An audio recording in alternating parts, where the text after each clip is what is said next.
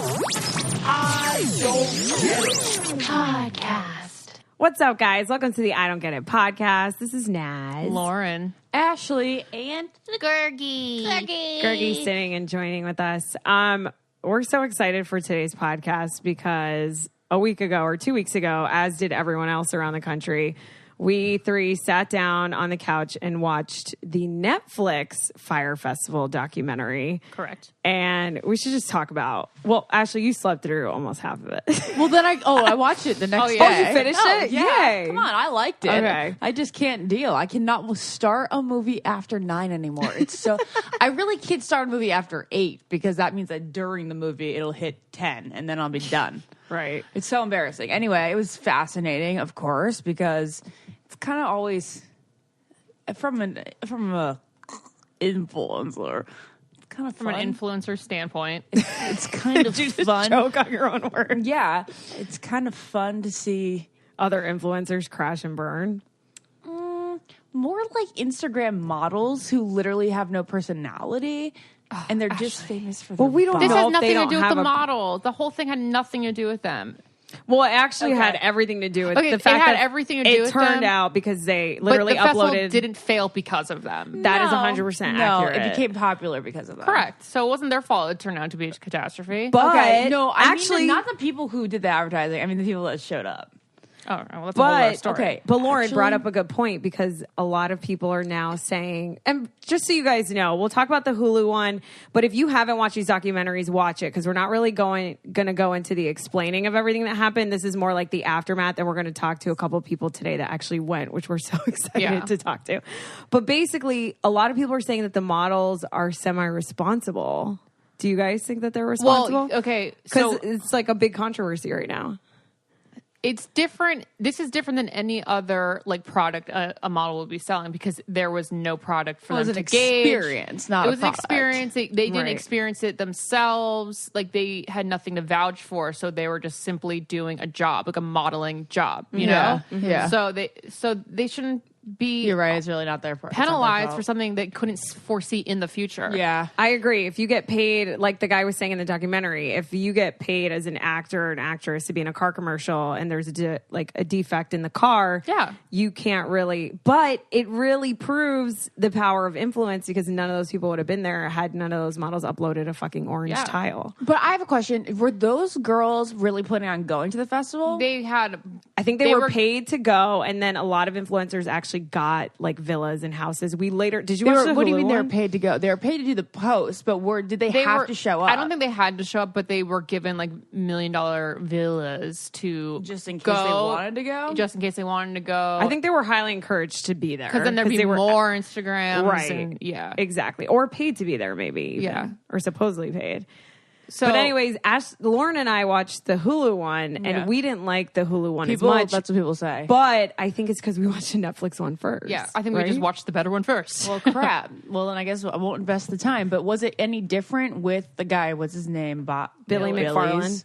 Billy's interview. So the Netflix one, I think, personally, is more about the story of Fyre Festival. Lauren and I agreed that they told it in a chronological order, and it's basically as more footage of what was happening in the Bahamas. The Hulu one kind of started out like a "this is what millennials are" Yes. type of documentary. It was an would attack on our generation. oh, really? I would say, like, if you are, like, I would encourage my mom and dad to watch the Hulu one and then someone my age to watch the Netflix one. Because the Hulu one's more like the power of the internet and Billy McFarland and his story. But I was very frustrated as a reality TV producer because they paid Billy to be in the documentary, Yeah. which number one is shitty because there's so many people that don't have money. And he sat and he didn't even really say anything or he couldn't answer anything. So just for the sheer fact of putting in a press release, we got Billy McFarland. They had him sit for no freaking reason. Like I didn't learn So you anything didn't give from him. anything He that gave you us didn't no already information. see in the Netflix What the documentary? Hulu one did give us was the fact that he had a girlfriend the whole time and she did an interview. Billy's girlfriend sits down. And He that's was never interesting. loyal to her. I mean, He who wouldn't knows? know if Emily Ratajkowski was like, "Hey, I'll suck your cock." He was like, "Absolutely." Sorry, Svetlana. What else? There was a couple other things we learned. Oh, we learned in the Hulu one that some influencers that did go did in fact get like a big house and like wasn't in one of those really? like Yeah. Hurricane FEMA tents, which was interesting. We didn't see that in the Netflix We didn't one. see that in the Netflix one. Okay, so a question about escaping. So everybody was there and they were like, oh my God, these tents, I can't live, blah, blah, blah. Right. You couldn't, there was no other hotels on the island? I They mean, were I'm all not booked because they booked it on Regatta, the weekend. most like packed weekend Oh, in that's why. that Imagine the territory Super of the Bowl Bahamas. happening in Atlanta, but you wanted to have a festival the same day in Atlanta. That's what it was. my God. But it wasn't supposed to be there. Remember, it was supposed to originally Okay, be on yeah, Pablo that's right, Escobar's that's right. island, Okay. which is so fucking Okay, great. all this makes more sense now because I was like, yes, poor everyone, that sucks. But I was like, but why aren't they like finding another way to, Right. to provide themselves shelter? Right. So that makes sense. We try to get Andy King on this. We need to talk about him for a second because obviously what he says in the Netflix documentary, like all our jaws dropped. Yeah, everyone knows the memes now. And he's such a meme. And then he got an Instagram. He had no idea what trending or a meme was. Someone literally like tapped his shoulder and was like, "You're trending." Did you know this, Lauren? He I had had no no idea. So he got on Instagram. He literally has been posting on his Instagram and he's like, "I don't know if I'm doing this right. Let me know." And now people are offering him show deals, which I think is kind of I crazy. think it's genius. But why would you want to watch a white guy that almost sucked dick for Evian Water show? Like, what is... Why do we watch any show? It's just so insane how famous you can get from like one meme, like one viral Yeah. thing. It's like now he has like show deals, like his life has changed. I mean, I would love to have talked to him. We obviously tried to get him for this podcast, so he didn't respond. I mean, Andy's like famous now. Oh my God, absolutely. It's like so crazy. We also tried to get the hot guy that was... I thought he was so hot. The Yeah. hot guy in the Netflix one who has a girlfriend, the one that was supposed to be a yoga You instructor. found out that he has a girlfriend? Naz knew that Yeah, already. remember we went on his Instagram, Mark Weinstein. Anyway, That could be your soulmate. No, his girlfriend. Also, wait, what? Well, we also sorry to keep comparing the two. I know this No, is a this is the whole comparison. point of this Okay. podcast. But we also found out that there was supposed to be a Fyre 2019, Yes. which is they didn't talk about it on Netflix, Yes. which actually kind of would be iconic if they did a Fyre 2020 because it could happen. Like people would Yeah. go Yeah, out of You guys irreverence. know they would go because, yes, they Out of think it was reverence. funny and cool Funny. now to go Not sleep because they- in a hurricane. Guys, tent. Absolutely. I bet. Well, you know that in Beverly Hills, there's a Fire Experience Pop-up. pop-up where you could take No. a picture with the cheese sandwich in an airplane seat No. and a picture with the Bella Hadid cardboard cutout with a sign in front of her that says, "Feed me, I need help, or get me out of here." Everyone would go for the grams. Yeah. Like Yeah. the parody grams. Yeah. But Parody's way funnier to me than actual. Oh, yeah. like I that would makes enjoy that way more. more sense to me to go as a parody than go because you want to be surrounded with beautiful people. Who wants to do that? right. It's just hilarious how this whole thing came to be. But I bet you that's what Andy King's working on right now. I bet he's working on Good. Fire 2020. Good, that's funny, Right? Yeah, good for him. Like you would do that. What else? We have Sponsored so by many thoughts. what water? Yeah, by Evian water. Yeah, Did sponsored you- by Evian. Did you see there was like an Evian meme and it was like a picture of his face and in the corner it said, "Take one for the team, Evian water," or something. Genius marketing.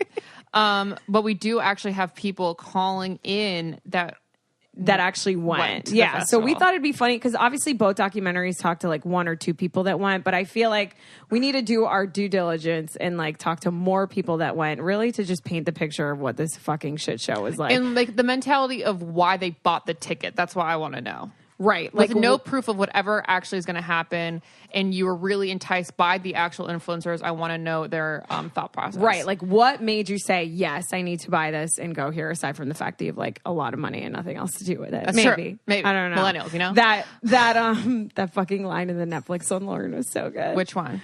That Oh, comedian. He's like, if you have $3,000 to see Blink 182 in the Bahamas, that's Darwinism at its finest. And also the quote from the really funny kid who said, "I don't even know where I'm going," or what was it? Oh, he was 23 years old. He's like, Billy came up to me. He worked for Fyre, and he was like, Billy came up to me and asked me to book musicians, to book a lineup. He's like, I'm 23. I've never booked a concert or festival. Yeah, of my so life.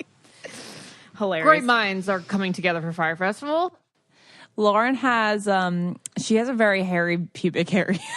I have hairy armpits and hairy legs, and that requires a good razor. I mean, okay? she needs to shave pretty much every day, and that can be taxing on your skin, but not when you use such a good razor like the razor you're going to get with Flamingo. A crazy stat here, guys. The average woman spends over $10,000 in 2 months of her lifetime removing hair. That's an astronomical Think what you could do with those $10,000. So Flamingo wants you to enjoy shaving in 2019, so our listeners can get the Flamingo shave set at $22 value today for just $16. And that comes with 2 5-blade cartridges made the same standards as men. So you know how some girls, or I used to go to the men's aisle. I always did and that. get the 5 blades because their hair's like coarser or whatever. Hey, our hair is coarse too, so we deserve those 5 blades. Yeah, and the aloe vera, the hydrating strip, and the textured grip. All of those are key components to having a good shave. These kits are going to come with a body lotion that's going to hydrate and exfoliate your skin for smoother, touchable legs, armpits, whatever you decide to shave with it. And all their products are cruelty-free, made without parabens, sulfates, mineral oil, and all those yucky things, you know? You also get a reusable travel pouch. Oh, and you can hook up this thing in your shower so that, you know, you don't have to get all those rust stains. Absolutely. Get a set with all of your shave essentials from Flamingo, the brand that Vogue, Glamour, Wellgood, and Fast Company are all talking about. A $22 value for just $16 plus free shipping today when you visit shopflamingo.com/get-it. That's right. Visit shopflamingo.com/get-it. Okay, so let's give some people a kill. let's give some people a call. All right, guys, we got Tico on the phone right now. And Tico, you wrote in and told us that you were actually in the first group to arrive to Great Exuma. Yes, that is correct. Can you kind of like just, I guess, Lauren, should we start with like how you got your I ticket want to know and like why what you bought a made you ticket? purchase a ticket. Yeah. Yes.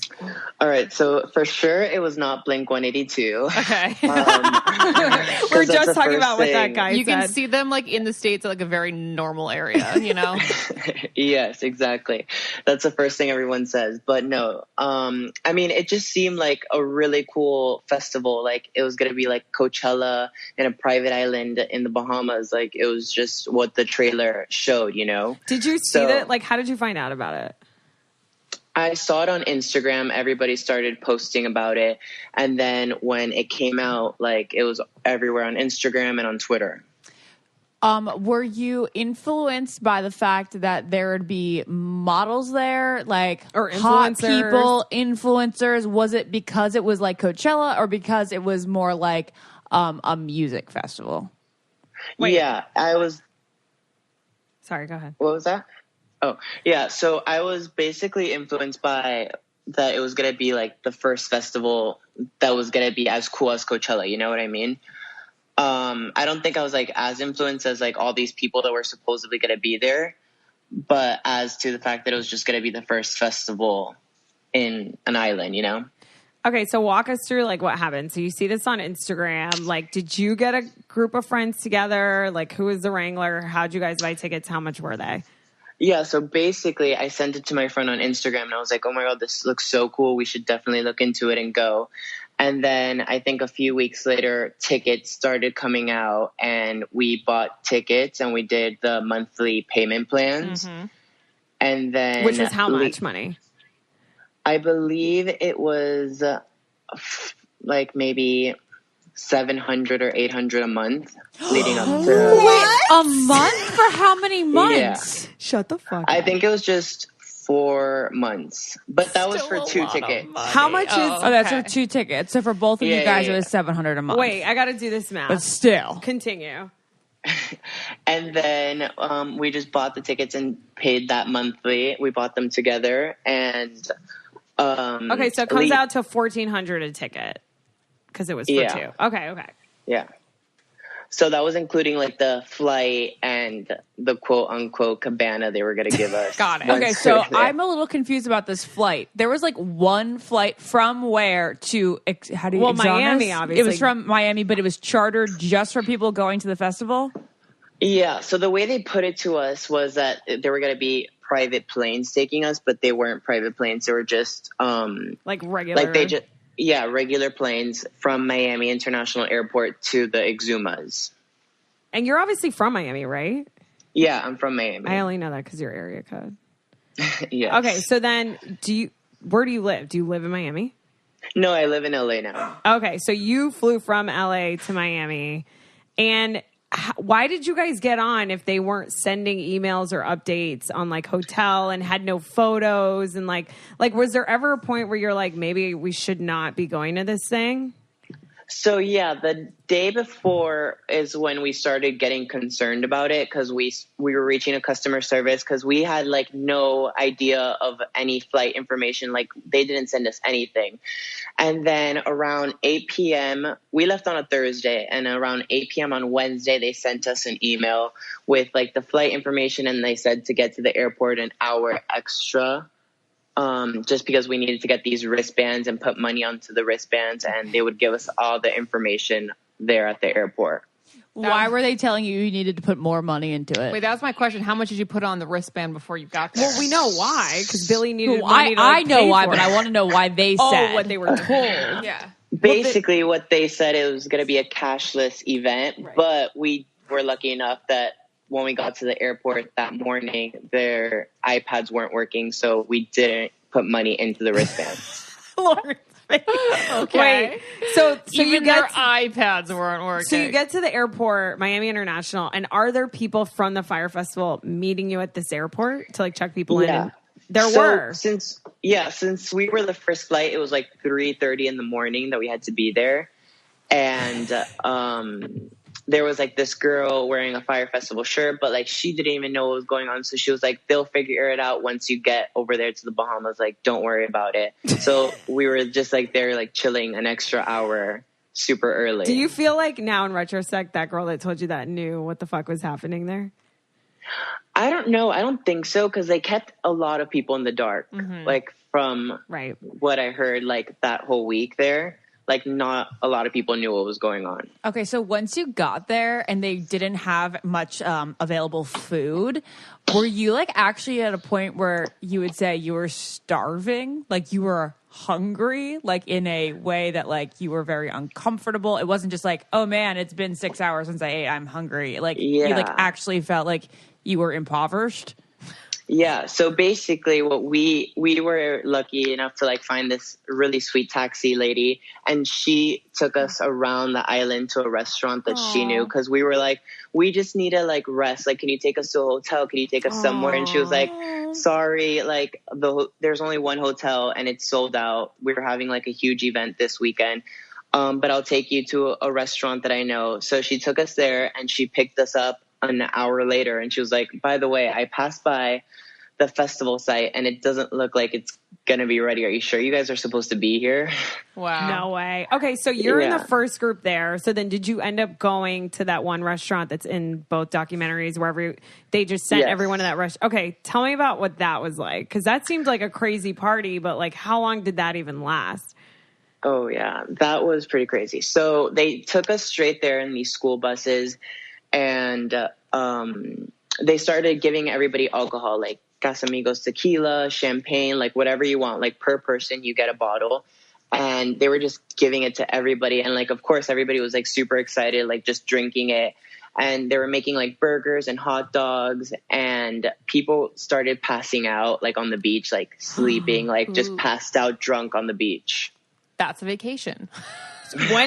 But like how long were you guys there, and when was there like rioting at some point where people were like, okay, how long are they gonna fucking keep? Can you like just walk us through like, I guess, all the chaos that happened there? Yeah, so we were there at that beach maybe for like 9 hours. What? Yeah, 8 to 9 hours. And I remember like around 5 p.m., like people were like cranky, drunk, tired, and they just started asking questions and nobody was giving us answers. I remember I went up to like somebody and I was like, what time are we going to go to the actual festival site? Like, we need to know. And they were like, oh, sorry, like I don't know anything. And then they would like basically like tell me to go to another person to talk to them, and that person didn't know anything. So around 5 p.m., people started like getting cranky and like angry and started like screaming. And then that's when they started bringing in these huge school buses, and people were just like running onto those school buses. It looked like a scene from the Hunger Games. Wow. The whole thing really did look like a scene from the Hunger Games. Yeah. Honestly, They were just running on it. could you walk to the airport or or the hotel or anything? Like, was there anything that you felt was like feasible and like No. feasible for yourself to do? No. And we didn't even get on a bus to go to the actual festival. Like, another couple was like, if you want to split this, like, somebody that lives here is going to take us to the festival site, because people were just crazy, like, going onto those buses. Yeah. So they took us in a car, and once we got to the festival site, the car couldn't enter, so we had to walk like maybe like 2 miles to go to the actual where the tents were and stuff from the gated area. Yeah. So you truly were stranded. It's not like there was an option to get out No, of there. because they didn't book any charter flights out. I know. So Exactly. how long were you stuck on the island? I ended up sleeping there a whole night, and I left the next morning at 6 a.m. How did that happen? So I had phone service, and when we got to the festival site, when everything started going like to crap, I started seeing things on Twitter like people's flights were getting canceled, and then Blink 182, like all that drama started coming out. And then that's when we were in line to get the wristbands and see where our tents were, and that's when Billy McFarlane got on a like a table, container, and screamed like, "Everybody, just go find your own tent. Like, I it's can't believe fine." you were there for this, dude. Like, what was that like You're when you going to said be that? telling your kids about this. It's like I know, Woodstock. it's really wild. That's so crazy. Did you run for 10? No, everybody else was running, but me and my friend were just like super chill. Like, we were like, okay, we're not going to fight anybody for a tent. So we went to a tent, and when we opened it, we were just so shocked because it had like a rug and it was soaking wet. Like, we would step on it and water would come out of it. And there was just 2 mattresses, a bookshelf that was like that fell on the floor, For all and your no books you're I know. bringing? Wait, why is there a bookshelf? You mean like a bedside table? Just a bookshelf. Just a bookshelf and 2 mattresses, no sheets, no pillows, nothing. So how did you sleep that night? We ended up going into those huge containers and finding like towels or pillows and just like try to like rest for a few hours, but we honestly didn't really sleep. Like, we were just waiting to leave. So I'm still shook from this I know whole this thing. is so insane.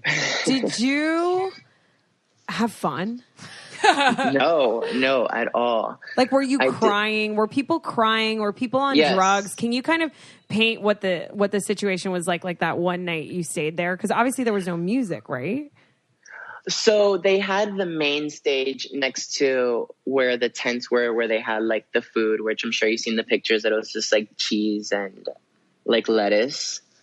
So they were playing music really loud, and definitely people were crying. Like, they were like freaking out, like trying to get home, and they couldn't get home. That's so scary. sorry. I would be Most having people a panic didn't attack. have phone service. No, just- I would be terrified. It's crazy that this happened, but it's even crazier that it happened on an island, an inescapable island. That's why it didn't I work know. out. That's why it was an unsuccessful festival. Wait, Yeah. Tico, did Yeah. you are you suing them? Like, what's going on with the money you've lost? This is like really why we're calling everyone. Yeah, so we ended up getting our money back with our credit card company. We disputed it, and we did sue them because we had to leave the next day, but there was no flights to Miami. So we ended up we went to Nassau, and we stayed at Atlantis. So like, they paid for nice. all of that. That's yeah. nice. Okay, that makes sense. Is there anything, before we let you go, and Ashley has a question, is there anything that you can tell us that wasn't in either documentary? And which documentary do you like better? I like the Netflix documentary better. I think it's entertaining. Yeah. Like, to see what actually went on behind the scenes, and pretty much what you saw. I mean, being there was way worse than what you can even imagine, but I'm sure. it's pretty much what you see on the documentaries. Do you have any crazy stories before we let you go that you want to share? Like a specific story? Like maybe you not tried to take a really. shit, like, and it's, I don't know. Someone I mean, sent. the craziest thing was just arriving to the airport the next day, and there was literally a huge line of people just sleeping outside of the airport It's terrible. That's so sad. and seeing all of that. Yeah. And It the water people were sick. situation. I know it's That's comical, the but it's scariest also thing like to me. you could die from not having water. Right. Exactly. Yeah. How long did you go without eating? It was just a few hours because we went to that little restaurant. You went to the and then, restaurant, right? yeah. Do you go to Coachella often? Yes, I do. So why do you love Coachella? I just think it's so fun, and it's also like the music, and like you go with a big group of friends and all the parties, and it's just like great. I don't know. Alrighty. Well, Actually, just no, I Like comparing to other festivals, we gotta know it. You know. Yeah. I was just looking We're to not see if that's what you were. festival goers. Yeah, we Yeah, don't Tika. understand the appeal, but I understand why people would like them and would be looking for another option. I have one last question. Actually, I just thought of. If there was a Fyre Festival 2020, would you be going? No, Not I would okay. not. Okay, I believe I in believe humanity. you. I believe you. Okay. Tico, you're the greatest. Thank you for coming on the podcast. Thank you for having me. All right, You were a have great good interview. night. Bye. Be safe. Good night. You guys know that we've talked about our results from 23andMe and how we discovered our background is kind of different than when we thought we were, our heritage. It's pretty nuts. But 23andMe is not only your ancestry, it also allows you to go beyond ancestry to access more personalized insights about you based on your DNA. They have more than 125 genetic reports, and you can gain more insights about your health like this. Like there's a deep sleep report. If you've always suspected that you feel more sleepy than others and that you're missing out on a good night's sleep a lot of the time, you may not be imagining things. This may actually be your genes. Some of us can handle alcohol as well as others, like I. Does alcohol turn your cheeks as pink as a glass of rosé? Good pun there. You may have the alcohol flush reaction. Learn about the genetic factors that makes it hard for some people to process alcohol. A 23andMe Health and Ancestry Kit is the perfect gift for Valentine's Day. Buy your kit today with 23andme.com/get-it. That's the number 23andme.com/get-it. Again, that's 23andme.com/get-it. All right, guys, we have Mitch on the phone now. And Mitch, you went to Fyre Festival by yourself? I did go to Fyre Festival myself. Okay, so any and all thoughts on the experience overall? Because that's fucking crazy that you went by yourself. I just saw like a lot of stuff, and I'm kind of the friend in my friend group where I always want to be the first one to try stuff, and whether it's good or bad, like I want to be able to like have that experience of failure or success, and it's kind of like an adrenaline rush to me because you just never know what's going to happen. So I had to do it. So did you want to go alone, or could you just not find a friend who was willing to go with you? So like I thought it was going to be hysterical. Like, so I literally thought it was going to either be absolutely amazing or absolutely horrible. Okay. I knew it wasn't going to be like, it was all right. It was not going to be that. How'd you know this? Well, there's only two ways it can go. Like, it could be absolutely horrible where these people don't know what they're doing. The festival falls apart. Like, whatever. Maybe it gets canceled and I get on the wrong flight, or I don't know. Like, I've had a lot of funny things happen to me throughout my life where they've been horrible, and then also super random things that have been amazing. And so I've kind of just learned how to expect either the worst, and usually I try to either make it the worst or I make it the best. Oh, God. Wait, but Mitch, tell us your story, like your whole experience, like all thoughts on what happened to you. Yeah, so I tried to answer your first question, I tried to get a ton of my friends. They were not down, and then I was like, all right, hell yeah, I'm going to this thing by myself. So, saw the ads online, got super hype, basically got verification from Kylie's post. And so that, or Kendall, was it Kendall or Kylie? Kendall, yeah. Kendall's post. And I just saw that, and I was like, all right, if these people can pay $150, $250,000, whatever it was, for Kendall to post this, they can probably afford to put on a decent festival. That is actually an 100% point. justified thought. Yeah. And it wasn't just her. Like, they probably spent over $2 million paying influencers, and I don't remember the exact number, but it was a lot. And so I was like, all right, there's obviously some big money behind this. Maybe it's this. And then I really never paid attention to the Ja Rule thing. Funny story, when I was on my flight over there, I mentioned to my buddy, I was like, yeah, I'm going to this thing called Fyre Festival. He's like, oh, is that the one Ja Rule's putting on? And I was like, I don't know. I think he has maybe a part in it. I didn't really know. And he said, bro, that festival is going to fucking suck. You know it is, because Ja Rule's putting it on. So that kind of made me laugh. That was on the flight over. And so I was like, oh, God. And that kind of gave me a little, like, what's going to happen? Like, is Ja Rule? I never really liked Ja Rule, but I didn't really know much about him. So he basically told me it was going to be horrible because of that. Flew in, first flight in, and got there at 5. It was raining. Took us to the Sandals Resort.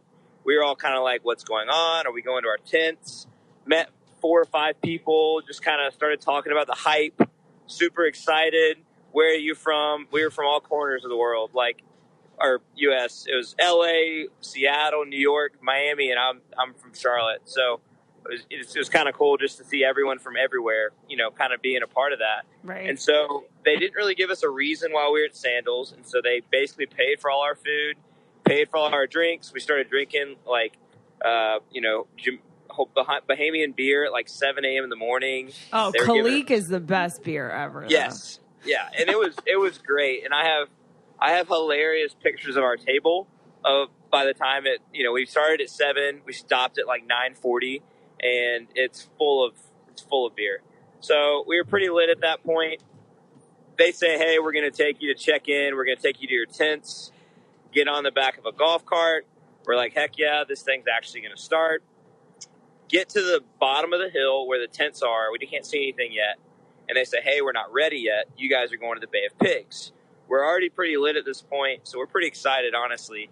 Cool, Bay of Pigs. That's actually one of the selling points of the whole festival is we're going to play with these pigs, on yachts with beautiful girls and have fun and music and yay, Fyre Festival, yay.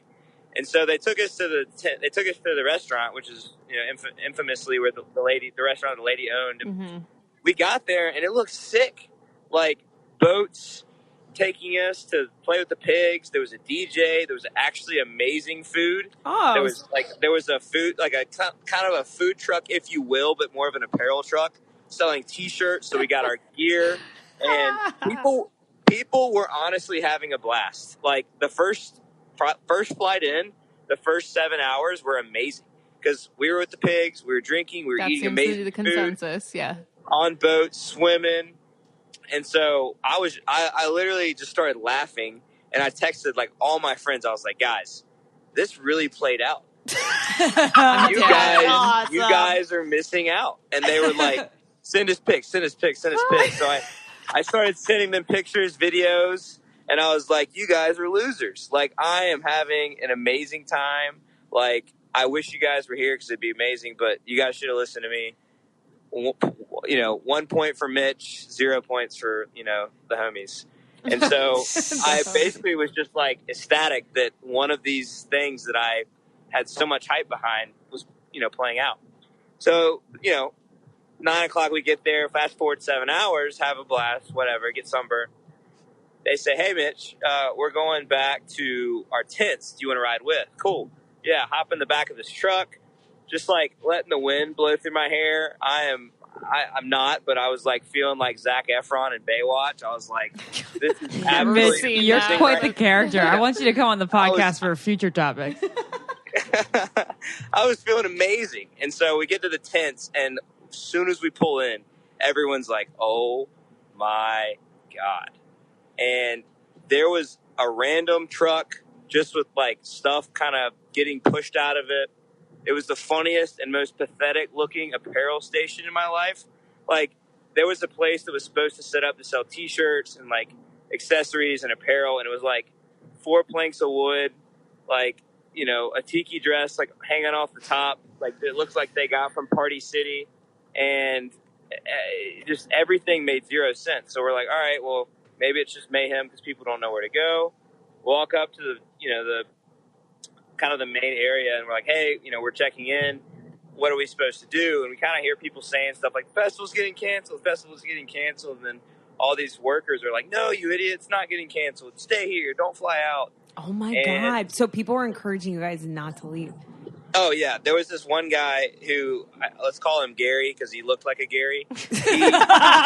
He was basically like yelling at everyone like passionately. Like, imagine Braveheart and you got William Wallace trying to encourage them to fight the English army.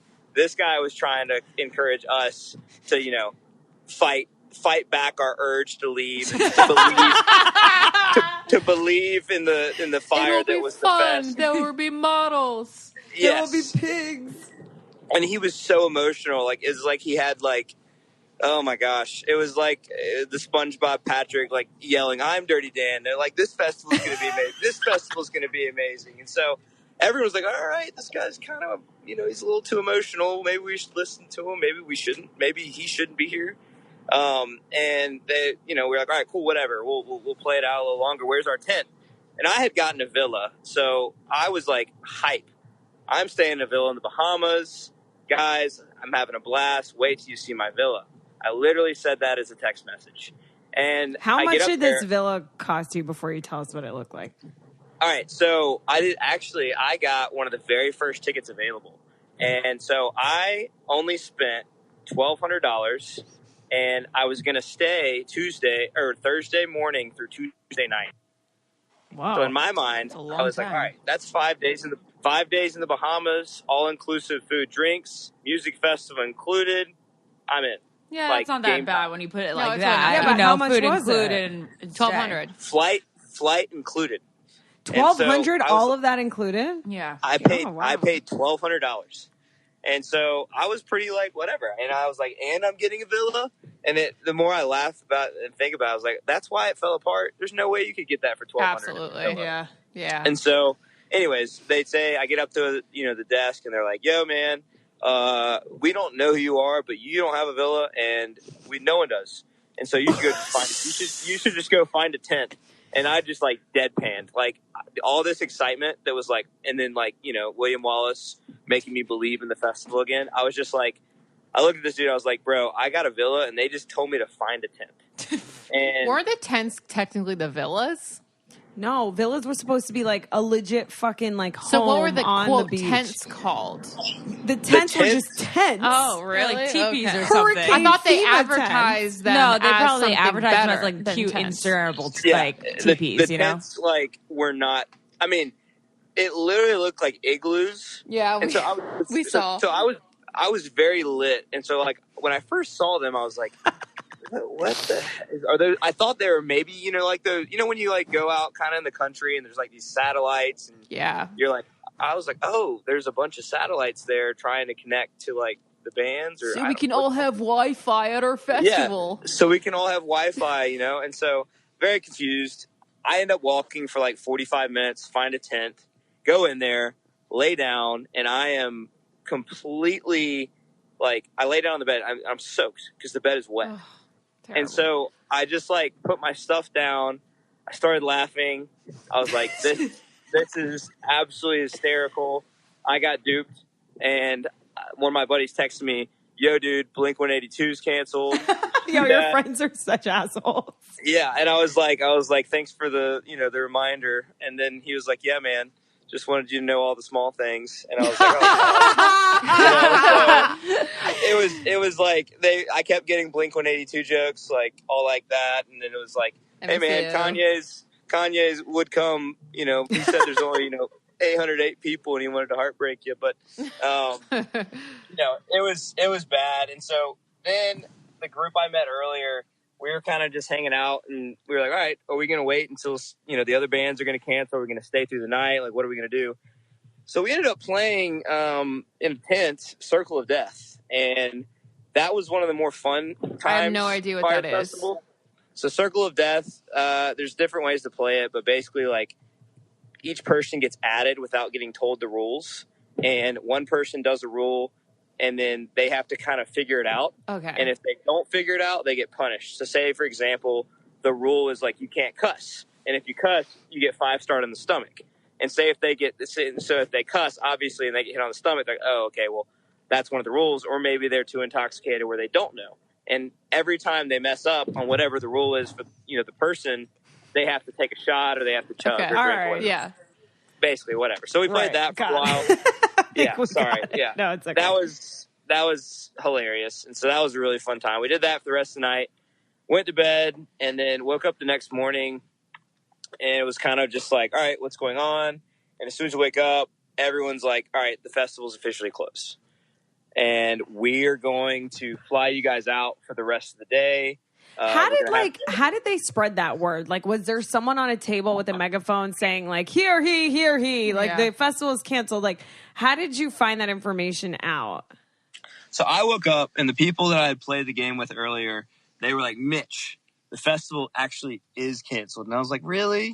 Like, and they're like, "Yeah." And so, you know, look at my Twitter and look at like anything on my text, and like these people are like, "Yo, it's canceled. Are you all right? Are you stuck there? Are you stranded?" My mom called me crying. She was freaking out. And so I was like, all right, this thing's definitely canceled. What's going on? So then we, you know, got our information. Hey, this is what we're going to do. We're going to fly you back to Miami. So, you know, they still had food and they still had drinks. And I was like, all right, well, I want to get on the very last flight because I still want to spend a day at the Bahamas and have fun. You're such You're an like optimist. seriously You are one of a kind. Such an optimist. Now I have to ask. We have a couple. Yeah. We have a couple questions. Okay, for you. so you were kind of swayed by the models' ads to go because you were like, wow, they paid them so much. They must have a lot of money to put into this. So do you in any part blame the models and the Instagram advertising, or do you fully blame Billy and the team? I think it's equal parts. So like, not equal. Billy's like, I blame Billy like 75% of convincing me to go.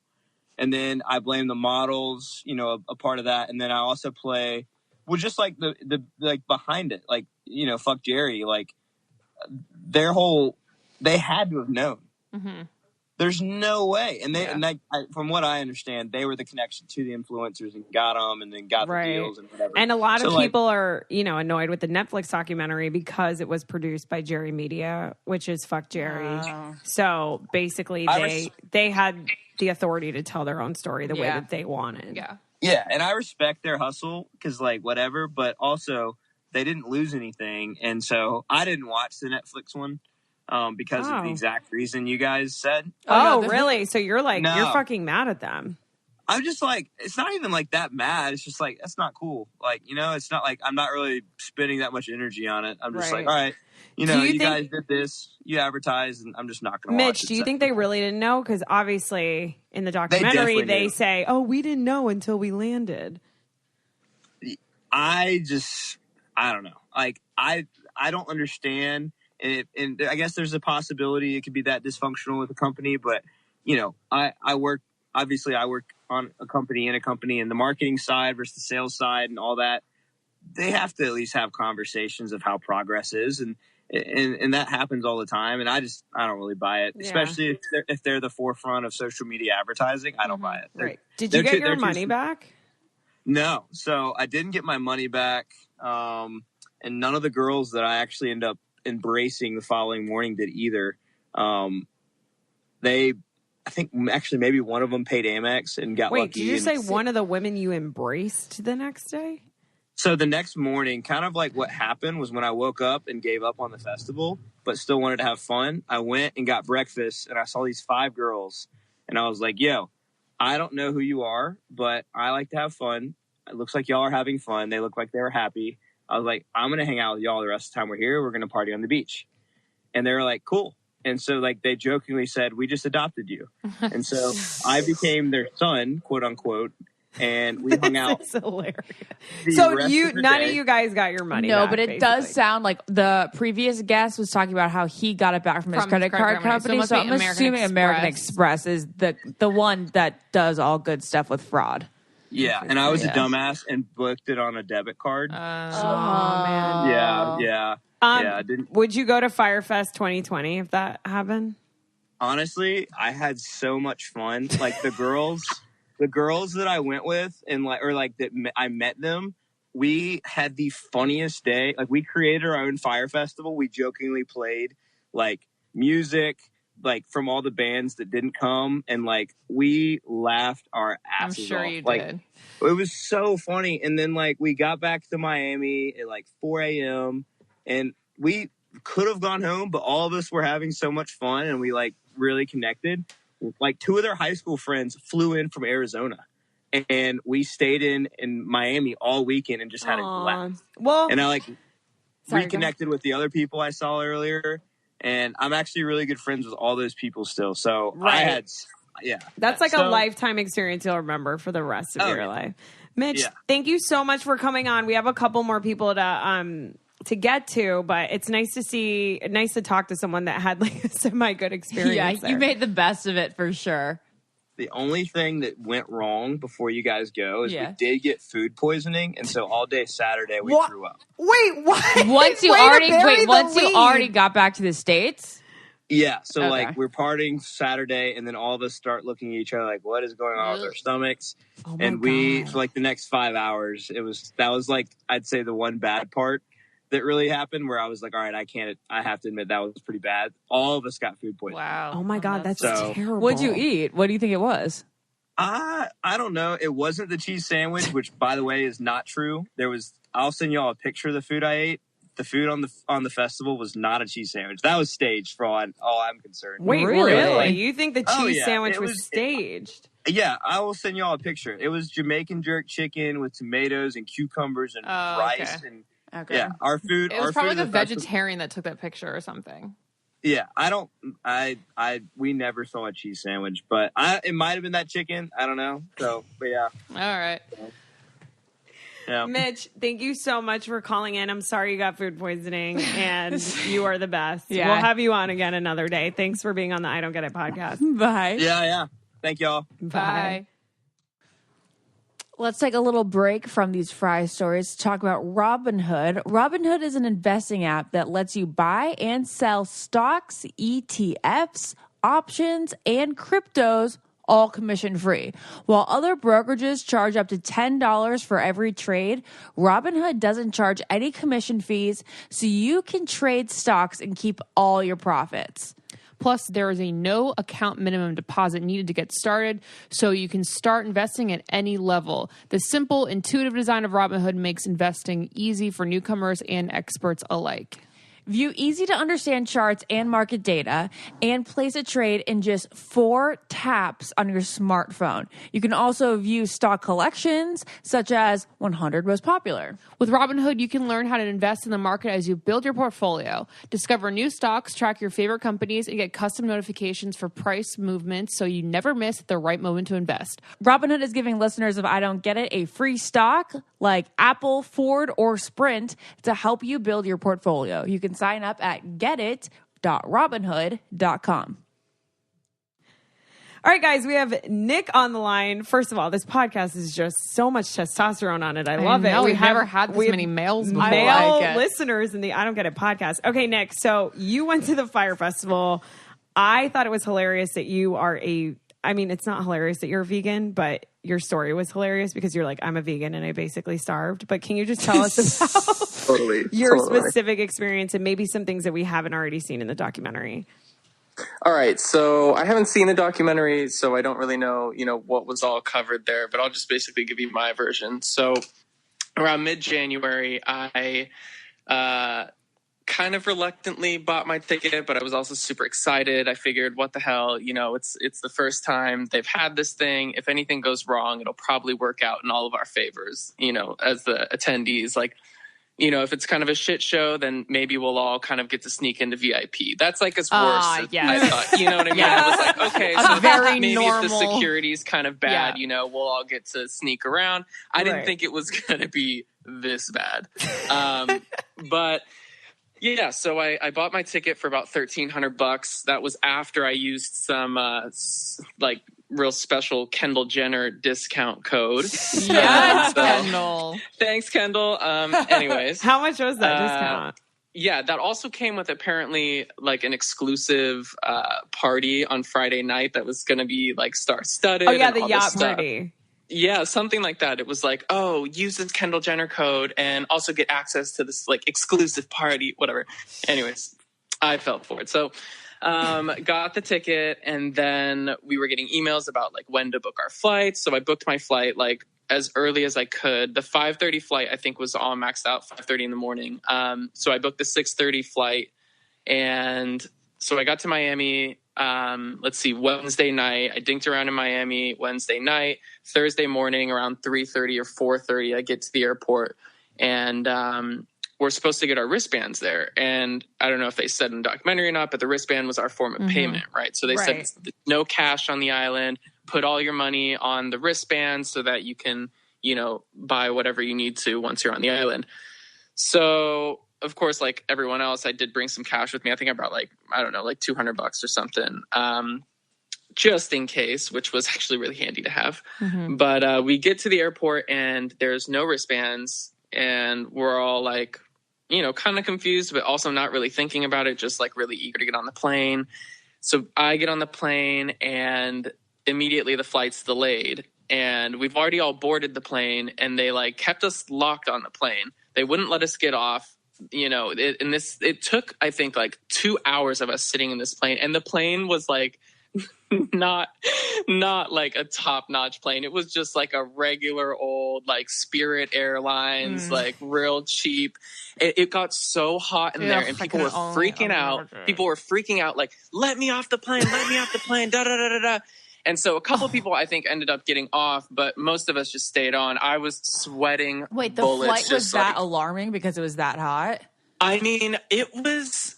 I don't think the heat was a lot. I mean, I guess, yeah. It was just kind of like, why can't they turn on the AC? But I honestly just tried to like pass out and not think of it. I was like, look, Nick, don't think about it. You're going to be on the island soon. It's all good.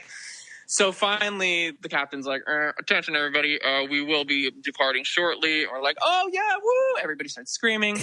And somebody on the plane is like, you guys are all getting 2 free drink tickets. And we're like, oh, okay, cool, whatever that means. And they're like, yeah, so screw those other guys that insisted on getting off the plane or whatever. And we're like, all right, cool. Those suckers.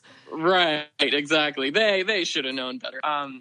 So we take off, we land, and I remember it being like a little bit rainy. So I was like, okay, maybe it was bad weather. Maybe nothing's actually going wrong.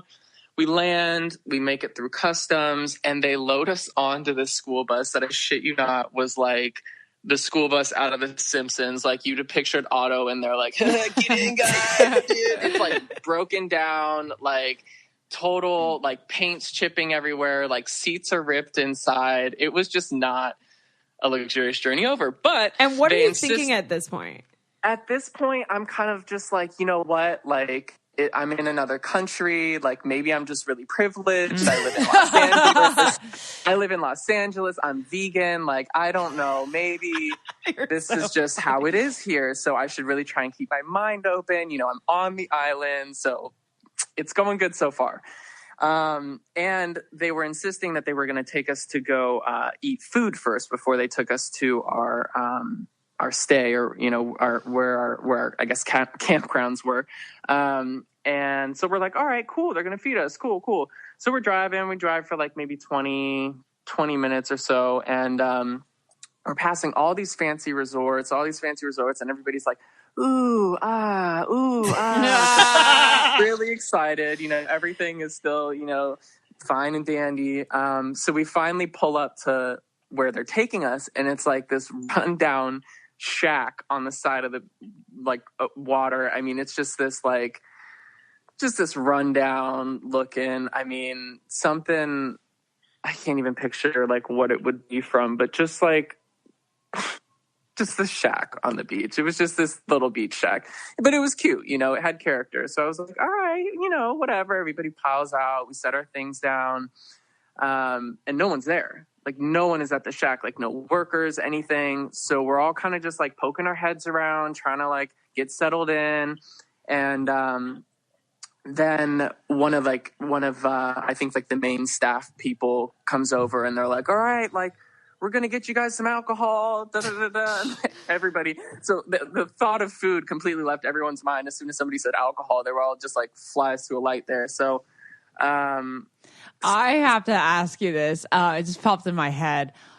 Is it feeling like the Hunger Games? Like, do you, in like some weird, creepy, twisted way, think that you may be like on your way to some sort of social experiment? Ooh, like maybe this was all just a social experiment. This might like harm you. Was there any like sense of doom? Because when you paint the picture, it kind of sounds dooming. At this point, no. I mean, you've got to imagine it's like clear blue skies. We're on a beach in the Bahamas. Like, it's this little, I mean, it's just kind of like this dumpy little shack. But, you know, it was nice. I didn't think it was too Hunger Gamesy yet, but it definitely got.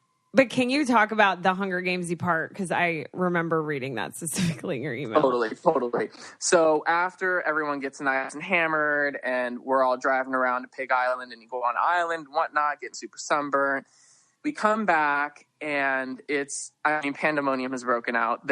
All the flights, it seems like, that have continually, come in, they brought everyone into that same shack. So it's just a swarm of people, half of them hammered out of their minds, half of them passed out in their own puddle of vomit, like no joke. And there's just shitty music blaring out of these like old broken down speakers. I mean, the whole place was shaking because, it's like this wooden shack and I'm just, oh my God. So finally, like a group of us, when we get back, we're like, we've been here like all day. We need to go back to our campsite. So once one of the buses comes down with more people, we kind of like attacked the driver and we were like, hey, you need to get us out of here. You need to take us to our accommodations. And we really hassled him because we were like, yo, we've been here. It's probably like 3 or 4 p.m. by now. And we've been there since 10 a.m. getting hammered in the sun, like no sunscreen, nothing. So we're like, yo, you need to take like 15 of us with you right now. And the guy, you could tell he like can't for whatever reason. We're fighting him. We're like, no, you got to take us. So he's like, all right, fine, get in. So like, I would say like 20 of us pile into this little, like, I don't even know, like, one of those like old folks buses, like it felt like it was like one of those old folks buses. Like a Sprinter kind of van? Kind of. So it's like not quite a bus, but it's not a short bus. It's like somewhere in between.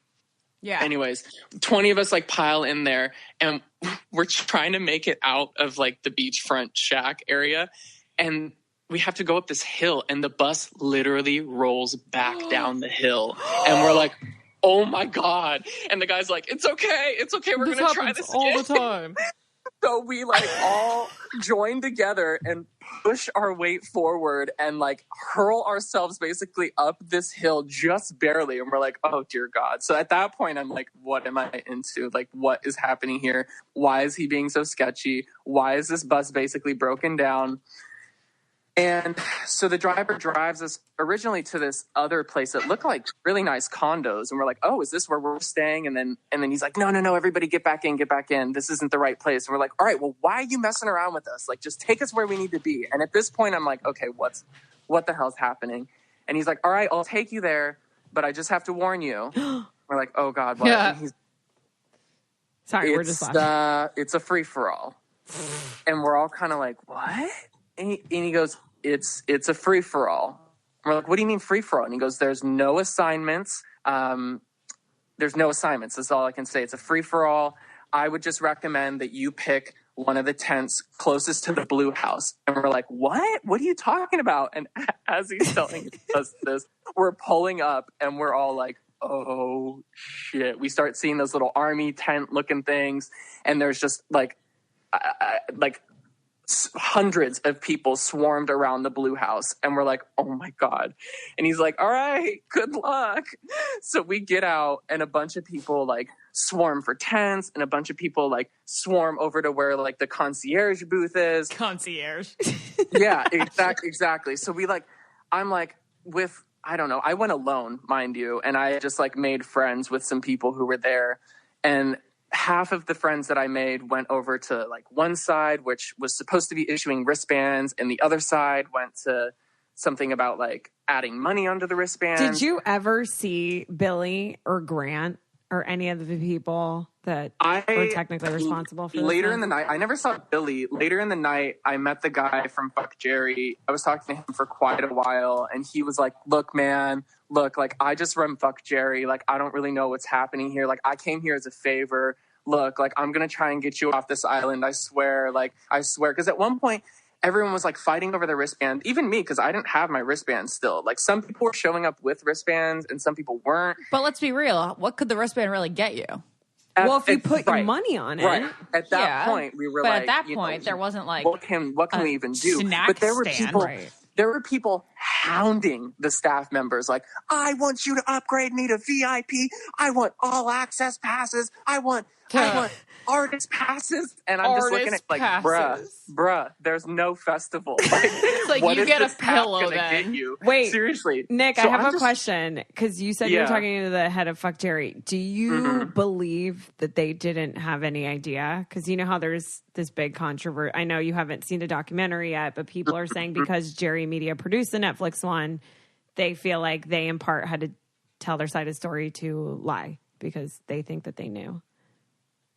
I mean, I feel like you had to have known. I mean, how could you, with the state that everything was in when we showed up, like, you had to have known weeks and weeks, even like months in advance, that this shit was not going to happen. I mean, the way it just seemed like he was trying to cop himself out. Like, he kept telling me, like, look, like, I don't know, man. Like, I just came here as a favor. I just run Fuck Jerry. There was a lot of like head holding, like, you know, like touching his head, like, oh yeah, I just don't know, man. Like, I'm gonna do my best to get you out of here. And I'm just like, dude, who are you? Like, get me the hell off this island. Wait, so what happened with the food situation? Because you're a vegan. So how did you everybody talks about the fucking cheese sandwich. Let me tell you, I had a tiny ass smushed russet potato, over boiled carrots, or I should say carrots. It was like a quarter of a carrot cut, you know, and boiled way too long. It like mushed right in your mouth like freaking sweet potato. And there were some leafy greens, and that was about it. And so I just clung to the nearest bowl of walnuts and helped myself to a bunch of walnuts, got myself some water. But yeah, I just thought it was funny that the cheese sandwich went viral because I really wish I would have taken a picture of my vegan meal. It was, I mean, embarrassing. Honestly, that sounds better to me than the sandwich, the potato. But what happened? Like, were people fighting for food? I don't think people were fighting for food. It was actually pretty, you know, organized. Like, there was a line for like the food place. But I will tell you, people were definitely fighting for the liquor. And the next morning, so I had to spend the night there. Did you hear about how there was a lockdown at the airport? Did anyone tell you that? Yeah, that was in the documentary. So basically, everyone... They were like rationing bags of Chex Mix. Like, oh my God, cannot believe this. So I stayed the night, woke up the next morning, hot as hell, moist as hell in my super damp bed, got out of my tent, and I walked down to like the little beachside area by the Blue House, which was like, you know, the main house where all the staff was staying. And these people had taken a mattress and put it in the ocean and were like riding the mattress like a surfboard, just with bottles of tequila. Like, they're like, oh, everybody calm down, we're partying. That was probably our previous guest. Literally. I was like, dude, what are you guys doing? Like, don't you want to get off this island? They're like, no, man, like, we're just hanging out. Like, oh my we'll God. get off when we get off. I'm like, dude, what are you doing? That's breeds of hilarious. people, man. Yeah, it's funny to hear different perspectives. But Nick, since we have one more caller, is there anything else that you want to share that you feel like people need to know before we let you go? The bathrooms were really bad. Tell us all about them. They were all like over flooded. There were wet towels all over the floor. It was just like most of them, I would say 3 or 4 showers in the little shower rental wouldn't work. So there was like one that would work, and it was just like up to your ankles in gross, murky. I'm gonna throw up. It was disgusting. Yeah. Were people on drugs? I don't think everyone was on drugs. I think everyone was just really, really, really hammered. Right. It didn't seem like anyone was like on mushrooms or like anything. I think that would have made something really scary for somebody. Was there plumbing? No, there was no. So when we're talking, it was just like a little. Yeah, it was just like the RV. It was just like the little RV Like the thing toilet at the trading wrapper post, thing. basically. Oh, okay. But there wasn't like poop sitting in the toilet? No, I mean the showers were gross enough, like, but the toilets were fine from what I remember. Maybe I blocked that part out, but oh my god, yeah. Crazy. Oh, and I didn't get my bag. I checked my bag. Oh yeah, I forgot to ask about the bags. I was That wondering about scene that, in the too. documentary Yeah. is so frightening, and it's just so anxiety inducing because I was like, oh my god. They literally say, find your black bag in a sea of black bags, and I would cry if I didn't find mine. And that was the one thing that I was worried about most, because I was like, look, lady, I could give a fuck about my wristband. I could give a fuck about whatever. Like, I can eat walnuts all night. But listen, where is my bag? They told me it would be here an hour after I got here. I still don't have it. And they're like, yeah, we're working on it. Finally, I see this like big trailer truck pull up, and this like local guy's in the back of the truck, just literally hurling bags out of the truck. Just like, it was like, I mean, it was crazy. It was just like, they were just hurling the bags, and there was just like a pile of bags all along the ground. And I'm like digging through all these bags, trying to find mine. Finally found mine. Thank God there was nothing like a laptop or like a camera in there, something that would break.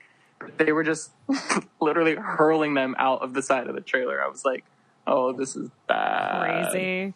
Well, thank you so much for calling in and sharing your experience with us. Totally, yeah. I'm hoping somebody could get some laughs out of it. Oh my God. Definitely something you'll never forget. But thank you so much for coming on. Of course. Thanks for having me. Bye, Nick. Bye. See ya. All right, guys. So we got Daniel and Matt on the line who have watched both documentaries and went to Fyre Festival together. And you guys have a lot to get off your chest right now. You've just told us. We are hot. We are red hot right now. Oh yeah. I'm fired up. Okay. I'm fired up. No pun intended. I am fired up. Okay. You just watched documentaries for the first time?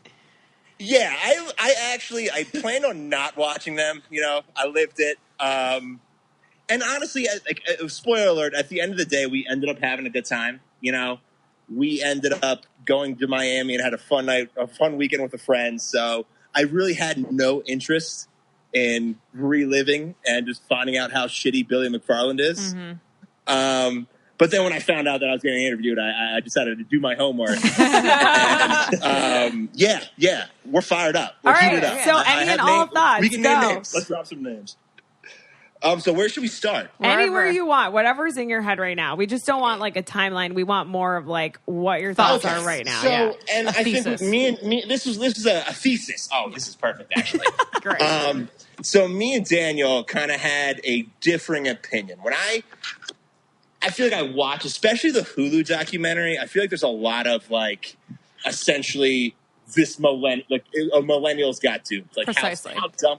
Yeah, how dumb are these millennials? Yeah, we were saying that we would have wanted our, like, I feel like the Hulu one's for parents and the Netflix one's like for us. It's just shaming our whole generation. Exactly. Yeah, it's complete bullshit. Yeah, and that's the thing. It's like, I don't know, man. Like, so we paid $500. We got the early pre-sale tickets, and the way we look at it, I mean, I don't think we are like the leaders of our generation, but you know, definitely not. But I mean, I don't know. The way we all looked at it as a group of friends was like, okay, we have $500 pre-sale tickets. I'll gamble $500 on the dream. Yeah. We assumed from the get-go that this was a scam, but like $500, I can bet that. Why would you assume that? Because we had like a rolling group message. It was like how it was going to be super shitty. It was going to fail. It was going to be Ja Rule on an island with us. Just like singing Ja Rule songs. There's nothing about it. Yeah. And it was like a group of friends like me, like my brother, like two of my brothers. And we just kind of just naturally assumed that everything was going to go wrong because it was $500. Included like our airfare. We had some nice condo. Yeah, it was an absurd deal. Just like a bunch of shit. It was way too good to be true. Yeah. We knew it was not going to be what they sold us. We didn't expect it to be that bad, but we knew it wasn't going to be. But I want you to know, my first note is literally on me. I should have Googled it more. That's true. We did very little research. What would the Googling have really told you about what to expect? Actually, It was in the that's so future. crazy to me. You buy a ticket to go on a trip. You're like basically handing over I would just assume everything's responsibility gonna for be your okay. life over to someone else. I would always assume it's going to be okay. Just because Yeah, exactly. You know, it's like buying to Coachella. I wouldn't be like, oh my God, is Coachella going to fail? Well, no. Cruises, if you can go on a 4-day cruise for $500 and then you get all the entertainment and all the food you want for free. Yeah. I can't fly my hometown Yeah. to yeah, exactly. And like, I think we just looked at it as like, you know what, we'll gamble on this. This will be fine. And I don't know. I think my biggest takeaway coming out of it when we got back to Miami was I heard all these like hot takes about like how fucked this whole thing was, and like how like it was fucked since Jump Street, like they never stood a chance, and like that's easy to say when it's all done, but my biggest question is who knew what when, you know? I feel like we need a true crime documentary about what is going on. No, I'm serious. Like serial podcast. A serial podcast about Fyre Festival. It's so true. Do you guys think that Andy King is in the wrong? Do you think Ja Rule's in the wrong? Like, do you think though? Because a lot of people feel like they should pay for it. Okay, I also took. I took a hip hop mogul. Does Ja Rule qualify? Is Ja Rule hip-hop I don't think he does. That's note number 4. Wait, what? Ja Rule hip hop mogul ? I don't know if he qualifies. Yeah, he seems I like think it was like that too. Yeah, I mean, I would Jay-Z's a hip hop mogul. And what else has Ja Rule done besides go to jail for tax evasion? I don't know. Again, on me, I went to his festival. True. But you know, I think I don't know, and that was the whole thing. I recognized. We were talking about Mark Weinstein was the dude we were talking about, because I didn't recognize that King guy from the island, but Mark Weinstein was the dude with the. Yeah, the one that was supposed to be a yoga instructor. He was a music festival consultant. Yeah, you're real possible. Yeah, and also like get it together, man. Like everything. Come on. Wait, why do you say that? Well, I mean, so the whole. I think a lot of it was people were saying, "Oh." In the documentary, they're like, okay, we need 12 months to prepare for this. And they were talking about this. And then the next thing, that Mark's guy comes on. He's like, they call me like 45 days out. It's like, okay, how'd you not know from Jump Street that this was a bad idea? That's true. Like, say no, you can't do that in 45 days rather than trying to take it on. But they talk. He said that towards the end. You know, remember they were saying like in retrospect. Had 100 people have said no. It's like the opposite of the Lady Gaga quote. Yeah. Had 100 people said no in the room and didn't believe in them, it wouldn't have happened. I mean, I think he says at the end, he's like questioning it, like, "Oh, am I complicit? Was I responsible?" And like in my head, anybody who was on that island is in some way, shape, or form. I don't know necessarily to the extent that Billy McFarlane is, and. Skipping to the Hulu documentary, have you guys seen both of them? Yes. I could not look away from his boots. Oh my God. Lauren and I literally go. Walk out of the Matrix. I know. Who does he think he is? He is trying to be someone he is not, but that's literally the essence of who he is. Like, they were just so not him. Yeah. He looked like Morpheus' stepson. Yeah, it was brutal. But, so yeah, I think. Do you guys think 6 years in prison is enough? No. We were actually talking about this. I think both those documentaries are an indictment on our justice system. No, seriously. Allegedly, that's bold for an attorney. Yeah. Well, what we were all saying, which was crazy to us, is we learned in the Hulu one, because we watched the Hulu one second, how insane it was that they actually had the audacity to try and make Fyre Festival 2019 happen like a month after. It's mind blowing. I remember getting emails about like, don't worry. You can go to he kept saying it. He was like, V1 failed. It's like, you can't just do that, you know? So yeah, we'll get them next year. Best of 3, you know? Do you blame any of the advertisers, the Instagram models, considering they really didn't know what to predict? Like, they're not in that world. They weren't in the office rooms with them. That was another. There's actually. Are we allowed to name names? Yeah, you can do whatever you want. I didn't think that. I didn't think the Instagram influencers were. First of all, reliable. Okay, this is another thing. So going back to like the whole millennial thing, I feel like especially the Hulu documentary.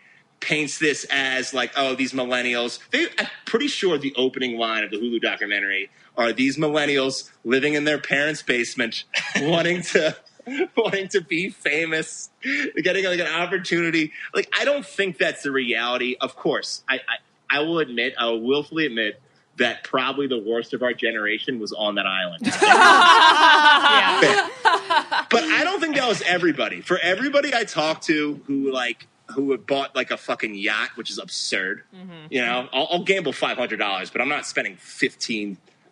Well, we also didn't have $15,000 to spend. We also didn't have $15,000 to spend. True. But like for everybody I talked to like that, there was somebody who was just like our group of friends who were like a bunch of people who got together and like, hey, an island for $500, might as well, right? Right.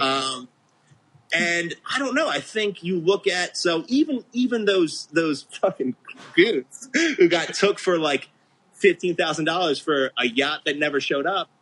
What about the people who straight up invested in this and like gave Billy McFarland millions of dollars? That was my like. Those weren't millennials. Those were people who... That is so true. That is so true. Everyone that invested millions of dollars and gave money to Billy McFarland was not a millennial.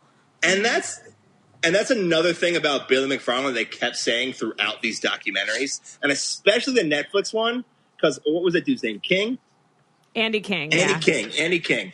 They kept talking about like how charismatic and engaging Billy McFarland is. I know hindsight is 2020. I don't get it. I don't get it podcast. There it is. It's so true. Like, what millennial would meet Billy McFarland and be like, yeah, let me give you $1 million of my dollars. Right. He has the kind of like skeezy charm that kind of like works on our parents, but it definitely doesn't work on us. Yeah, exactly. That guy is. You should date him. It's like, ew. Like, oh my God, this guy's a huge douche. Yeah, guy was a major tool. If I knew that was the face of Fyre Festival, granted, I went thinking that Ja Rule was the face of Fyre Festival.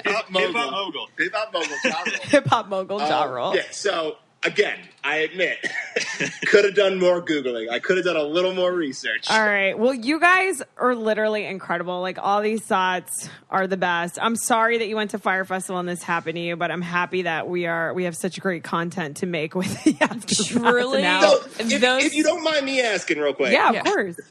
So the people have you been talking to, like, how did they describe their time on the island? Well, were they like, I was scared, I was like, this was... One person we spoke to went by themselves, and he's like, I had the time of my life. Two of them went by themselves. One hated it, one was like very skeptical the whole time, was a vegan, like barely had well, that's things to eat. And then so it was basically what you've seen in the documentary. So then there was the one guy who was probably surfing on his mattress. Right. Yeah, he definitely was the guy surfing on the mattress. Do you feel like the documentaries left anything out? Or do you feel like they did a pretty good job painting the picture of like how it actually all went down? 1 second. I thought the Netflix one was pretty accurate. The Netflix one, well, I don't know. Isn't the Netflix one, and this goes into like my whole question of, let's get into this serial style and who knew what when, is didn't Fuck Jerry produce the Netflix one? Yeah. So that's the controversy there. And so that's I don't know. I think the Netflix one, we were actually just talking about this. I think the Hulu one was a little bit more informative. The Netflix one was better. As in, like, I agree. We got more insight and more like strange information from the Hulu one, but the Netflix one was like great as a storyline. Did the guy you talked to that had a really good time, did he go to the beach party like very early in the morning before everything fell apart? Yeah, he said he was there for like 9 hours, and he said actually that the food was great and that everyone was just hammered, like laying in the sand. Yeah, so in our group of 8 people, I flew in like on the first flight, and so I like didn't know anybody there, and that was actually awesome. Just because it was like really nice day in the Bahamas. I had no idea everything fell through, and they just like fed you drinks. And, like, met some Canadian dudes. Like, went to that whole island with all the pigs and stuff. Just hammered. Right. That's what he was talking about. Yeah, that's what he was saying. He said, like, everyone's in consensus that the first day, if you were, like, on one of those early flights, was, like, unreal. You have to, like, basically just go to the Bahamas on your own terms and, like, land a goddamn beach. Yeah. I mean, like, that's essentially, I mean, I think the reason we wanted to go, I mean, we were sold on a beach and just, like, like fucked up with your friends. Yeah, doing drugs with your friends and just chilling on the beach. Sounds like a good time. That sounds like a great vacation. Can I ask how old you guys are? Excuse me? Can I ask how old you guys are? I'm 24. I am 29. Okay. How old were we when we went? How many years ago was this? 2. I blacked it out. I blacked it out. 22 at the time. Okay. No, I think the shocking thing to me the next day, and this is what I don't think was really covered in the documentaries. Well, you also hit a 150 milligram edible the next day. Okay, I did eat a big edible the next day. Matt, okay, we were flying through the airport, and it was like the morning, like we're waiting. So we hopped in so actually we left this out. So we were going to the airport. Everyone was waiting in these buses, and we're like, fuck that. Everything fell through. So we just found a local and paid him $50 and rode in the bed of his pickup truck to the airport. So, because we were like, we're not going to wait for these buses. But when we got there, we're like waiting in this line, and then I like noticed Matt wearing these sunglasses, and there's just tears going down his eyes. I was cracking up. Nothing funny is happening. It's hot as shit. I was in my own little world. Wait, you were crying because you were high, or he was laughing? He's just like, just laughing. Yeah, I was going out of my mind. I had a huge. But this is the thing: is that like me on like an absurd amount of. It was 150 milligrams. It was a lot. It was a lot. That's a lot. That might be fake news. I'm not sure. That might be tall. Wait, but it was a significant amount. Wait, tell us what you were about to say that wasn't in the documentary. So the next morning, when we're all trying, well, first of all, the people who were trying to get off at like the night of, my argument to them would be like, I don't think they know how planes work. You can't just like show up at an airport and be like, I need my plane. You know, right? That's not how airports or planes work. But like the next morning, we're trying. Everything's been canceled. And I feel like everyone's brainstorming and like how, like, we don't know anybody, but like everyone's like, how are you getting off this island? What are you guys doing? Right. I would talk to people. And so the email came out. First of all, throughout the night, the best email I've ever got, this was like, everyone had canceled. We're all just chilling. And we got an email that said, like any first year festival, there's been a few hiccups. Oh my gosh. Which is the fucking best. Those emails they were sending us. We were going through our cell phones. We don't have our group texts or emails anymore, but they were fucking great. The emails they sent were absurd. I would love to see one of those. I know. If only we could read one of those. The next morning, where they sent out an email, and I get why. I get why they said, okay, they sent out an email saying festival's canceled. Everybody meet at the Blue house, like whatever. That was like their HQ. Buses will be there to pick you up. And it said in like big bold letters, whatever you do, don't try to arrange your own transportation to the airport. I get that from like a legal standpoint. They don't want to be liable for whatever happens to us. But like, fuck them. So I'm asking people, like, what are you guys doing? Like, how are you guys getting off the island? And people would be like, oh, well, they said like the buses are coming at the booth. And I'm like, well, they also said Migos is going to be playing today. Like, stop, make moves. And I think, like, I honestly, again, I certainly wasn't sober this morning, but I remember thinking of it as like a social experiment. Like you could break the group of people into 3 categories. Like the people who are like following the directions for some odd fucking reason. And then there were people who were like Lord of the Flies, and this was it. Right. And there were people like stealing golf carts, like trash and shit. And then there were people, and like again, this isn't just us, and I don't think these people are necessarily representing the documentary, where people are like relative adults being like, okay, let's get off this island, let's make moves. And I was actually pleasantly surprised that the documentaries did not. I remember being there, people were being like, locals are stealing shit, locals are trash. So like, no, I've never like met nicer people than I remember like getting to the airport, and I remember like talking to people, like they would like apologize, or I feel so bad. Wait, hold on, it's a little hard for us to hear you. You said you remember getting to the airport and someone was apologizing? I remember getting to the airport and like it was just a shit show. And I also remember getting to the airport and we were like waiting in line. Right. And we had our tickets because we we went to the desk and got tickets, and people would come up to me like, "How'd you get those tickets?" Like, how do you usually get those tickets? You go to the front desk. You don't. Oh my God, that's hilarious. So you feel like people were just kind of like following the rules and lost How'd you get Yeah. that? Oh, Well, that's welcome back what to I'm saying. civilization. Right. Exactly. And Interesting. I will willingly admit that the worst of our generation was there. That is so funny. That's hilarious. How'd It's you not, get that? I don't think it's representative. And I actually remember, so we were like, well, how long were we at the airport for? Like 3 or 4 hours. 3 or 4 hours. And so we would just go around to just to fill up time, just like pass the time, go to like the businesses that are around there. And those people are so nice, and they felt they were like apologetic to us. Right.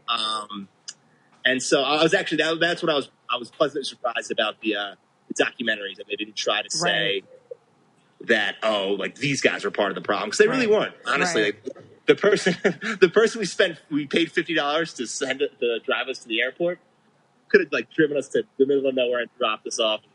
And screw you, white people. But they didn't. They're very nice. Yeah.